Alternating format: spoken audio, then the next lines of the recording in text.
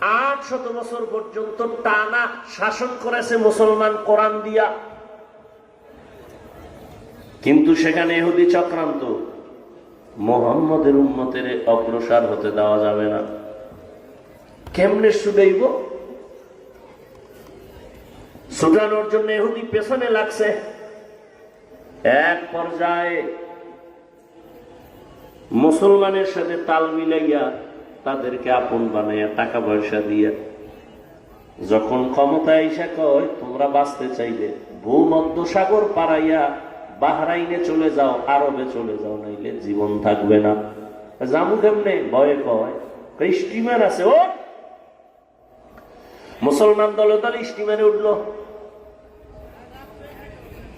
Morocco চলে যাবে, ভূমধ্য সাগর পাড়ায় সাগরের মাঝখানে যখন গেল স্টিমারে আগুন লাগায় দিল। হাজার হাজার হাজার হাজার মুসলমান পুরিয়া ছাই হয়ে গেল। ইহুদি বেঈমানের বাচ্চাগুলো হাতে তালি দিয়ে ওরা স্লোগান দিল। খুশির দিনটা ছিল এপ্রিলের 1 তারিখ, 1 এপ্রিল। বেঈমান ইহুদিদের খুশির দিন, মুসলমানের কান্নার দিন। কিন্তু বেহায়া বেলাজা মুসলমানেরাও এপ্রিল ফুলে আনন্দ করে আর লাফায়, অথচ লাফানো আনন্দের দিন ইহুদির, মুসলমানের কান্নার দিন।